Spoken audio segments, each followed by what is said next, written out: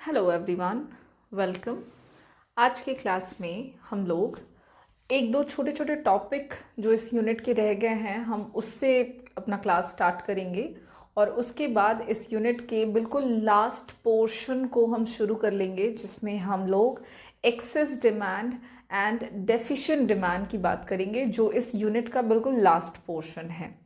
तो हम लोग इससे पहले एक्सेस डिमांड और डेफिशिएंट डिमांड वगैरह को डिस्कस करना शुरू करें उससे पहले जैसा कि मैंने कहा कि एक छोटे छोटे कुछ टॉपिक जो हैं रह गए हैं इसी यूनिट में बीच बीच में जिनका हमको इस्तेमाल कर लेना था।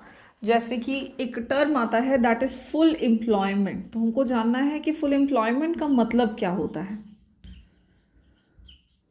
उसके अलावा हम बात कर लेंगे यहीं पे इनवॉलेंट्री अनएम्प्लॉयमेंट,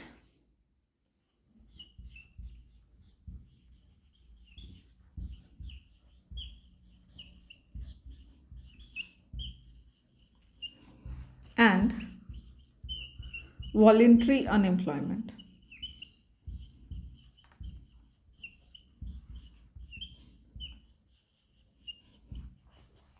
तो ये तीन टर्म्स हैं जिनके बारे में हम लोगों को जानना है। सबसे पहले बात करते हैं वॉलेंट्री अनएम्प्लॉयमेंट के बारे सबसे पहले बात करेंगे फुल एम्प्लॉयमेंट के बारे में कि ये है क्या। तो फुल एम्प्लॉयमेंट जब भी हम सुनेंगे तो इसका मतलब हम ये समझेंगे कि फुल एम्प्लॉयमेंट एक सिचुएशन है, इट इज़ अ कंडीशन।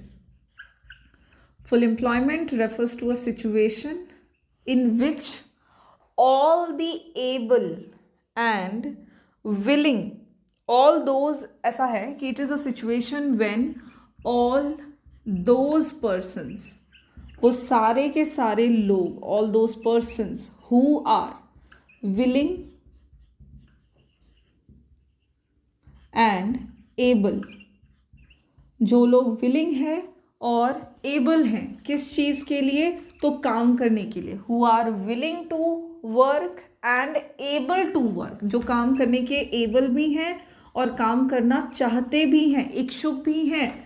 और अगर उन सबको जॉब मिल जाता है एंड दे गेट वर्क, और उन सबको काम मिल जाता है, तो इसी सिचुएशन को हम फुल एम्प्लॉयमेंट के नाम से जानेंगे। Full employment refers to that situation of the economy in which all those people who are willing and able to work at the existing wage rate get work without any undue difficulty।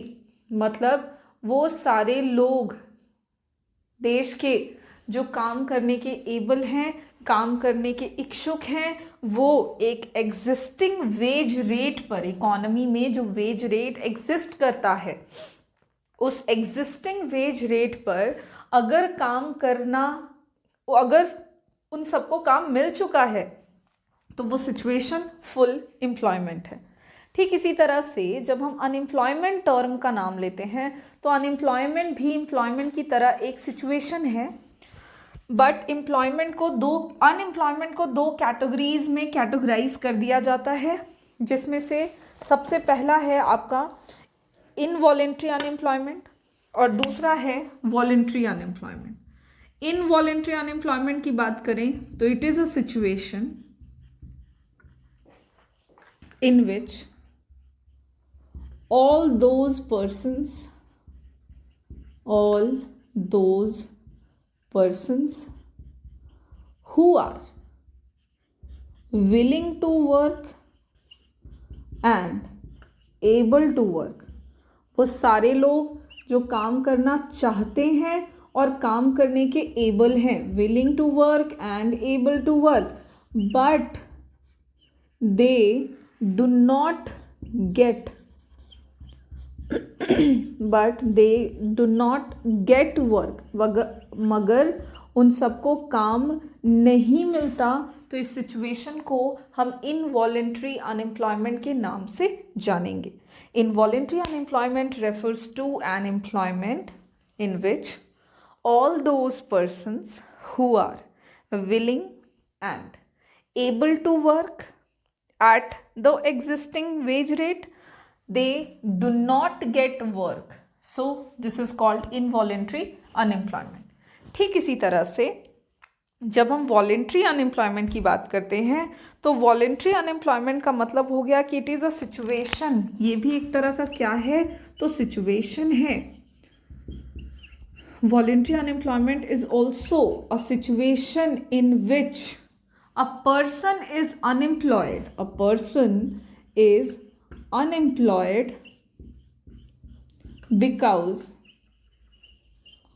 because he or she is not willing to do work,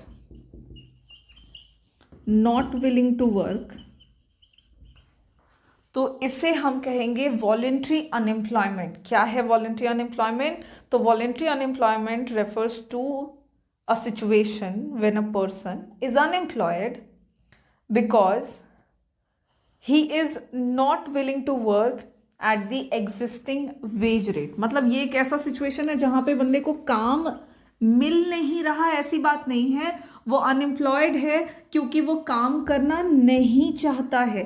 तो अगर कोई व्यक्ति अपनी मर्जी से काम करना नहीं चाहता तो वो आ जाएगा आपका किस में? वॉलेंट्री अनएम्प्लॉयमेंट में। वहीं पे दूसरी तरफ अगर कोई व्यक्ति काम करना चाहता है और काम करने के एबल है और एग्जिस्टिंग वेज रेट पर, जो भी वेज रेट इकोनॉमी में एग्जिस्ट कर रहा है, अगर उस एग्जिस्टिंग वेज रेट पर उसको काम नहीं मिलता है तो फिर वो बंदा, वो सिचुएशन क्या कहलाएगा? Involuntary unemployment. और फुल एम्प्लॉयमेंट को डिफाइन करते हुए कह सकते हैं कि ये एक ऐसा सिचुएशन है जहाँ पे देश के वो तमाम लोग, वो सारे लोग जो काम करना चाहते हैं, काम करने के एबल हैं और एक एग्जिस्टिंग वेज रेट पे they are ready to do work, और अगर उनको जॉब मिल गई तो वो सिचुएशन इकोनॉमी के लिए फुल एम्प्लॉयमेंट का सिचुएशन कहलाती है। इसी के साथ ये 3 कॉन्सेप्ट थे हमारे, इसी यूनिट के पार्ट हैं, इसलिए हम लोगों को इन तीनों के बारे में जान लेना था। और अब हम लोग पहुंच चुके हैं इस यूनिट के सबसे लास्ट टॉपिक पर, जो कि है excess demand and deficient demand.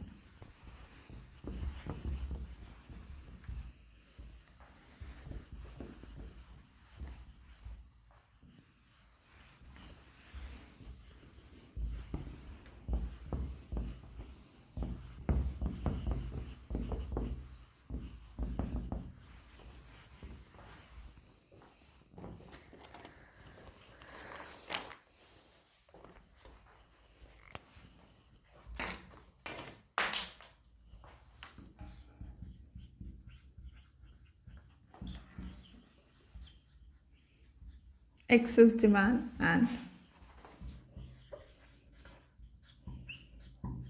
deficient demand।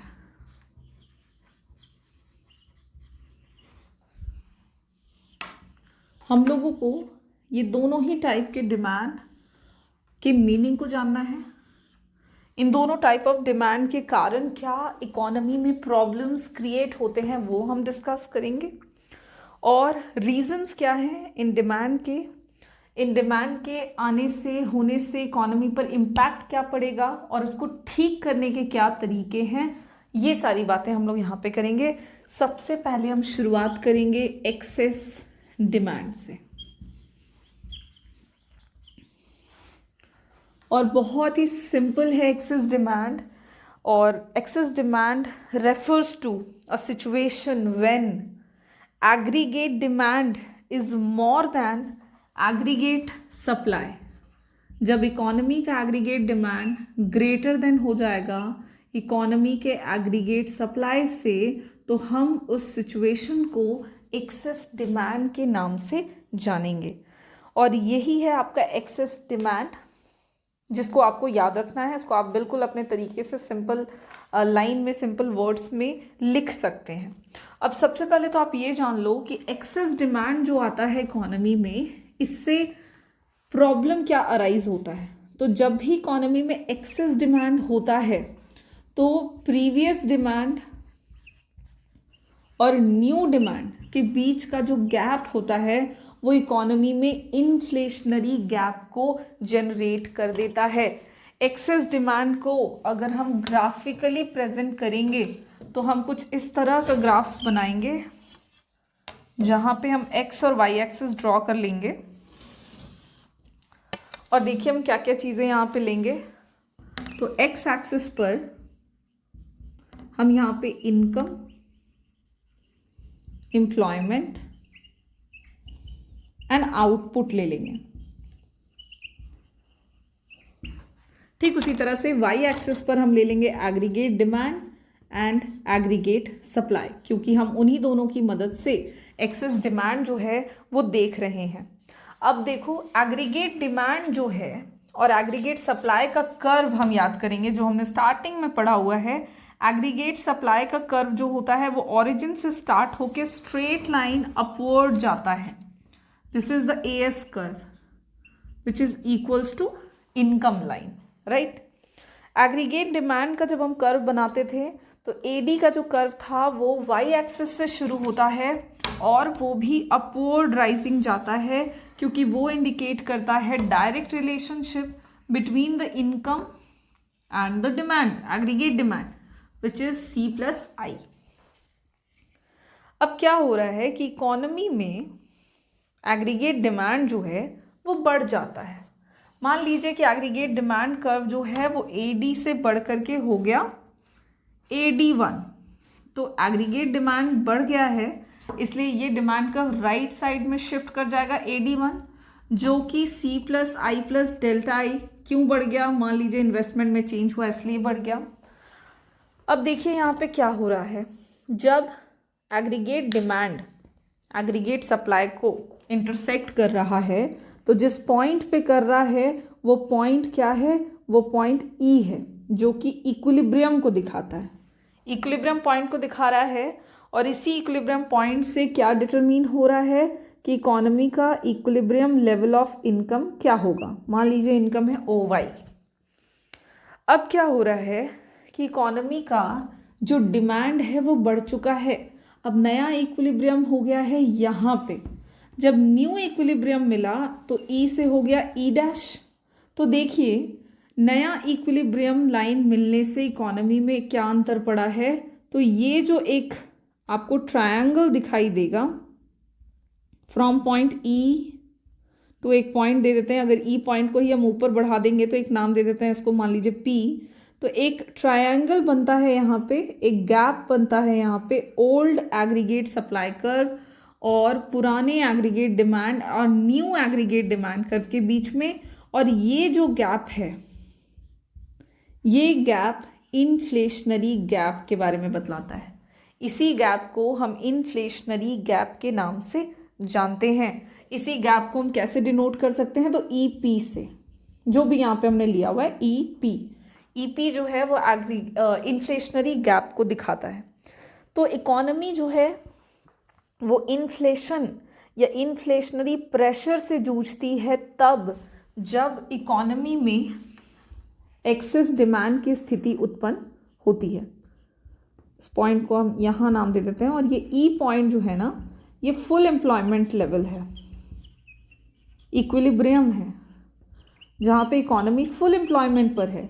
क्योंकि डिटर्मिनेशन में हमने देख रखा है कि जहाँ पे AD AS के बराबर हो जाता है वही इक्विलिब्रियम है, क्योंकि पॉइंट E पर AD जो है वो AS के बराबर है। लेकिन जब हम पॉइंट P या F की बात करते हैं तो F पॉइंट पे हम देख रहे हैं कि यहाँ पे एग्रीगेट डिमांड जो है वो एग्रीगेट सप्लाई से इंक्रीज कर चुका है और यहाँ पे जो गैप क्रिएट हो रहा है वो गैप इन्फ्लेशनरी गैप को दिखाता है। ये बात आप याद रखेंगे कि जितना ज़्यादा इन्फ्लेशनरी गैप होगा उतना ही ज़्यादा इन्फ्लेशनरी प्रेशर इकोनॉमी में अराइज होता है। अब हम बात करते हैं कि क्या कारण होते हैं एक्सेस डिमांड के। रीज़न क्या है एक्सेस डिमांड होने के कारणों की चर्चा अगर हम करें तो देखो, एक्सेस डिमांड यानी कि एग्रीगेट डिमांड एग्रीगेट सप्लाई से अधिक किस केस में हो जाता है, कब हो जाता है? तो जो इसका मेन कारण है वो आप याद रखना कि excess demand supply of money के बढ़ने के कारण होता है। इकोनॉमी में अगर सप्लाई ऑफ मनी बढ़ जाता है तो उस कंडीशन में एक्सेस डिमांड देखने को मिलता है, और इसी वजह से इकोनॉमी में आपको इन्फ्लेशनरी गैप या इन्फ्लेशनरी प्रेशर भी अराइज हो जाता है। तो सबसे पहला कारण अगर हम देखें तो सबसे पहला कारण होगा कि इकोनॉमी में अगर राइज हो जाएगा लोगों की प्रोपेंसिटी टू कंज्यूम, अगर लोगों के कंज्यूम करने की जो क्षमता है वो बढ़ जाएगी तो उस केस में लोग डिमांड ज़्यादा करेंगे, और लोग जब डिमांड ज़्यादा करेंगे तो ओवरऑल इकोनॉमी में एक्सेस डिमांड की स्थिति उत्पन्न हो जाएगी। तो सबसे पहला कारण कि प्रोपेंसिटी टू कंज्यूम अगर बढ़ता है विच मीन्स कि लोगों के द्वारा कंजम्पशन एक्सपेंडिचर बढ़ जाता है, जहाँ पे लोग सेविंग्स कम करेंगे, तो इन सब की वजह से ओवरऑल इकोनॉमी का जो एक्सेस डिमांड है, जो डिमांड है वो बढ़ेगा और एक्सेस डिमांड की स्थिति उत्पन्न हो जाएगी। ठीक इसी तरह से अगर हम दूसरे पॉइंट की बात करें, दूसरे कारण की बात करें, तो दूसरा रीज़न होगा फॉल इन टैक्सेस। अगर रेट ऑफ टैक्सेस जो हैं वो घट जाते हैं तो टैक्सेस के रेट में रिडक्शन होने से भी एक्सेस डिमांड अराइज हो जाता है। देखिए, it may also occur due to increase in disposable income and consumption demand because of fall in taxes. Government को जो टैक्सेस हमको पे करना पड़ता था, अब वो टैक्सेस हमको कम पे करना पड़ रहा है, तो इसकी वजह से हमारे पास डिस्पोजेबल इनकम बढ़ चुका है और उसकी वजह से डिमांड बढ़ेगा और इकोनॉमी में इन्फ्लेशनरी गैप अराइज हो जाएगा। ये हो गया आपका सेकेंड रीज़न। और भी रीज़न हो सकते हैं, अगर इंक्रीज हो जाए गवर्नमेंट एक्सपेंडिचर में, सरकार जो एक्सपेंडिचर करते हैं देश में, अगर वो इंक्रीज कर जाता है तो उस केस में भी एक्सेस डिमांड की स्थिति उत्पन्न हो जाएगी, क्योंकि सरकार के द्वारा अगर खर्च हो रहा है तो इसका मतलब है कि इकोनॉमी में जो पैसों की मात्रा है वो बढ़ रही है, और जितने ज़्यादा पैसे बढ़ेंगे लोगों की परचेजिंग कैपेसिटी उतनी ज़्यादा बढ़ जाएगी, और इस स्थिति में होगा ये कि ओवरऑल जो डिमांड का लेवल होगा देश का वो बढ़ेगा और एक्सेस डिमांड अराइज हो जाएगा। ठीक इसी तरह से और भी कारण हैं, जैसे कि अगर इकोनॉमी में इन्वेस्टमेंट बढ़ जाता हो, ये इन्वेस्टमेंट किसी भी तरह का हो सकता है, ऑटोनॉमस भी, इंड्यूस्ड भी। इन्वेस्टमेंट के बढ़ने से जो इकोनॉमी का ओवरऑल इनकम लेवल है वो बढ़ेगा। मल्टीप्लायर में हमने बहुत बार ये पढ़ा है। और इन्वेस्टमेंट के बढ़ जाने से जब इनकम बढ़ता है तो इनकम इंक्रीज होगा, लोगों की परचेजिंग कैपेसिटी बढ़ जाएगी एंड ओवरऑल इकोनॉमी का जो डिमांड लेवल होगा वो बढ़ेगा। वहीं दूसरी तरफ अगर फॉल होता है इन इंपोर्ट के तौर पर जो गुड्स एंड सर्विसेज हम विदेशों से खरीदते हैं, अगर वो कम कर दें तो हमारा जो पेमेंट जा रहा है विदेशों को वो रुक जाएगा, वो घटेगा। वो पैसा हम अपनी ही इकोनॉमी में खर्च करेंगे, जिससे सप्लाई ऑफ मनी जो होगा वो क्या हो जाएगा, बढ़ जाएगा और एक्सेस डिमांड देखने को मिलेगा। ठीक वहीं पे अगर देश में एक्सपोर्ट बढ़ता है तो एक्सपोर्ट के बढ़ने से भी क्या होगा कि जो हम गुड्स एंड सर्विसेज विदेशों को बेचेंगे उससे पैसा हम ज़्यादा रिसीव करेंगे, और डोमेस्टिक गुड्स एंड सर्विसेज की जो डिमांड है, जो प्राइसेस हैं, वो जब हम लोगों को मिलेंगे तो इससे क्या होगा कि डोमेस्टिक कंट्री में जो करेंसी का फ्लो है वो बढ़ेगा, और इससे भी एक्सेस डिमांड की स्थिति उत्पन्न हो जाएगी, क्योंकि अगेन सप्लाई ऑफ मनी जो है वो देश में क्या होगा, इंक्रीज कर जाएगा। तो इस तरह से राइज इन एक्सपोर्ट जो है ये भी क्या करता है, तो डिमांड को बढ़ाने में मदद करता है। एक और पॉइंट है दैट इज डेफिसिट फाइनेंसिंग। अगर हम बात करें डेफिसिट फाइनेंसिंग की, तो deficit financing means printing of new currencies. हम लोगों ने पढ़ा है आरबीआई के द्वारा गवर्नमेंट जो होते हैं वो अपने डेफिसिट की स्थिति को ठीक करने के लिए न्यू नोट्स, न्यू करेंसीज को प्रिंट करवाते हैं। और अगर ऐसा हुआ तो इकोनॉमी में जब करेंसीज का फ्लो बढ़ेगा तो सप्लाई ऑफ मनी बढ़ जाएगा। सप्लाई ऑफ मनी के बढ़ने से परचेजिंग कैपेसिटी बढ़ेगा, जिसकी वजह से डिमांड बढ़ जाएगा एंड ओवरऑल इकोनॉमी का एग्रीगेट डिमांड एग्रीगेट सप्लाई से ज़्यादा होगा, एक्सेस डिमांड आएगा और इन्फ्लेशनरी गैप इकोनॉमी में अराइज हो जाता है। तो ये कुछ कारण हैं जिनकी वजह से इकोनॉमी में एक्सेस डिमांड अराइज होते हैं। ये कुछ कारणे हैं जिनको आपको याद रखना है। इन्हीं कारणों की वजह से इकोनॉमी में एक्सेस डिमांड देखने को मिलता है।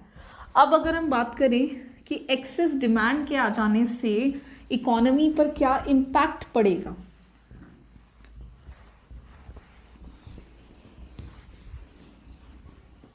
एक्सेस डिमांड के आ जाने से अर्थव्यवस्था पर क्या अंतर पड़ेगा या क्या असर होगा, तो हम वो देख लेते हैं। तो नेक्स्ट है इम्पैक्ट ऑफ एक्सेस डिमांड। और जब हम इम्पैक्ट की बात करेंगे तो हम इकोनॉमी के ओवरऑल इनकम लेवल पे इम्पैक्ट को चेक करेंगे। इम्पैक्ट ऑन इनकम, हम बात करेंगे इम्पैक्ट ऑन एम्प्लॉयमेंट। देखो एम्प्लॉयमेंट में ही इनकम आ जाएगा, तो इनकम या आउटपुट की हम बात करेंगे। और हम बात करेंगे जनरल प्राइस लेवल पर, जो अर्थव्यवस्था के कीमत स्तर हैं उन पर क्या अंतर पड़ेगा, हम उसके बारे में जानेंगे। तो इस तरह से जब हम इम्पैक्ट देखेंगे एक्सेस डिमांड के, तो सबसे पहला इम्पैक्ट है इम्पैक्ट ऑन आउटपुट। जो आउटपुट का प्रोडक्शन हो रहा है इकोनॉमी में, उसकी वजह से हम देखते हैं कि अगर एक्सेस डिमांड आता है तो इससे होगा क्या। तो सबसे पहले मैं आपको बता दूं कि असर क्या पड़ेगा। तो एक्सेस डिमांड की वजह से लेवल ऑफ आउटपुट पर किसी भी तरह का कोई अंतर नहीं देखने को मिलेगा। अब सवाल है क्यों। तो देखो इकोनॉमी में आउटपुट लेवल यानी कि प्रोडक्शन हो चुका है, ठीक। जितना प्रोडक्शन हुआ देखा गया डिमांड प्रोडक्शन से कम है। तो जब डिमांड कम नहीं है, अधिक है। तो जब डिमांड प्रोडक्शन से अधिक है तो आउटपुट का लेवल जो है वो इमीडिएट बहुत शॉर्ट रन में नहीं बढ़ जाएगा, बिकॉज प्रोडक्शन अपने आइडियल सिचुएशन में है। ग्राफिकली मैंने बताया कि जहाँ पे एएस और एडी कर्व एक दूसरे को मीट कर रहे हैं वो फुल एम्प्लॉयमेंट लेवल है। उससे ज़्यादा इकोनॉमी में एम्प्लॉयमेंट अपॉर्चुनिटीज़ जनरेट नहीं हो सकती है, क्योंकि इकोनॉमी अपनी फुल कैपेसिटी में है। अब फुल एम्प्लॉयमेंट से भी अगर ज़्यादा डिमांड हो जाता है तो फिर इकोनॉमी के आउटपुट लेवल पर कोई अंतर नहीं पड़ेगा, because resources already fully utilized हैं। अब एडिशनल रिसोर्सेज अवेलेबल ही नहीं हैं जिनको यूज़ करके इकोनॉमी में एम्प्लॉयमेंट और आउटपुट का जो लेवल है उसको बढ़ाया जा सके। तो फुल एम्प्लॉयमेंट लेवल के बाद कोई आइडियल कैपेसिटी नहीं बच जाती है इकोनॉमी की, जिसकी वजह से अगर डिमांड बढ़ भी जाता है तो आउटपुट का लेवल नहीं बढ़ेगा। घटने का तो सवाल नहीं उठता, लेकिन बढ़ेगा नहीं। So no impact on the output किसका, एक्सेस डिमांड का। वहीं पे अगर एम्प्लॉयमेंट की बात करें तो जब आउटपुट ही नहीं बढ़ेगा तो एम्प्लॉयमेंट कैसे बढ़ जाएगा, बिकॉज इकोनॉमी तो फुल्लर एम्प्लॉयमेंट पर है ऑलरेडी। तो फुल एम्प्लॉयमेंट लेवल के बाद इकोनॉमी की आइडियल कैपेसिटी है ही नहीं कि वो एम्प्लॉयमेंट के लेवल को बढ़ाए, जिसकी वजह से इकोनॉमी का ओवरऑल जो लेवल ऑफ एम्प्लॉयमेंट है उस पर कोई चेंज नहीं होता अगर इकोनॉमी में एक्सेस डिमांड देखने को मिलता है तो। And the next criteria is price level. और जनरल प्राइस लेवल जो होते हैं इकोनॉमी के, वो क्या होता है, एक्सेस डिमांड की वजह से इंक्रीज कर जाता है, बढ़ जाता है। क्यों प्राइसेस बढ़ जाते हैं, बिकॉज इकोनॉमी अपने आइडियल सिचुएशन में है, उससे ज़्यादा प्रोडक्शन होगा नहीं और जितना उत्पादन है उससे ज़्यादा डिमांड हो रहा है। तो मांगने वाले ज़्यादा लोग हैं, खरीदने बेचने वाले कम हैं। तो इस केस में ओवरऑल इकोनॉमी में जो कीमत होती है वो शॉर्ट अप कर जाएगी, वो बढ़ जाएगी, जिससे प्राइस लेवल में अंतर पड़ेगा और कीमत स्तर जो है वो बढ़ती है। आप याद करो, इन्फ्लेशन का मतलब ही है प्राइसेस बढ़ना। तो प्राइसेस बहुत अधिक बढ़ जाएंगे अगर इकोनॉमी में एक्सेस डिमांड की स्थिति उत्पन्न हो जाती है। तो इसी के साथ एक्सेस डिमांड का मीनिंग ग्राफिकली हमने देखा कि जो गैप आता है एक्सेस डिमांड के कारण, उससे इन्फ्लेशनरी गैप कैसे जनरेट होता है, कारण क्या क्या है एक्सेस डिमांड के, क्यों एक्सेस डिमांड इकोनॉमी में देखने को मिलता है, और एक्सेस डिमांड के क्या इम्पैक्ट इकोनॉमी पर पड़ते हैं। तो ये हम लोगों ने देख लिया। एम्प्लॉयमेंट, आउटपुट और इनकम पर कोई अंतर नहीं पड़ता, no change, but price level जो है वो बढ़ जाते हैं। इसी के साथ एक्सेस डिमांड के कॉन्सेप्ट जो हैं वो यहाँ पे खत्म होते हैं, सिवाय एक छोटे से टॉपिक के, एंड दैट विल बी कि एक्सेस डिमांड को ठीक करने के क्या उपाय हैं। लेकिन जो मेजर्स हैं उनको हम यहाँ पे डिस्कस नहीं करेंगे, क्योंकि हम लोग पहले क्या करेंगे तो डेफिशिएंट डिमांड को भी डिस्कस कर लेंगे, उसके भी हम मीनिंग को, ग्राफिकल प्रेजेंटेशन को, रीजंस को और इम्पैक्ट को पहले देखेंगे, और फिर साथ में हम excess demand and deficient demand के मेजर्स को कंप्लीट करते हुए ये यूनिट फिनिश कर देंगे। तो हम आज के क्लास को यहाँ पे फिनिश करते हैं। अगले क्लास में हम लोग डेफिशिएंट डिमांड को डिस्कस करेंगे, और अब बस 2 क्लास में और हमारा ये जो यूनिट है ये फुल एंड फाइनल फिनिश हो जाएगा। Thank you.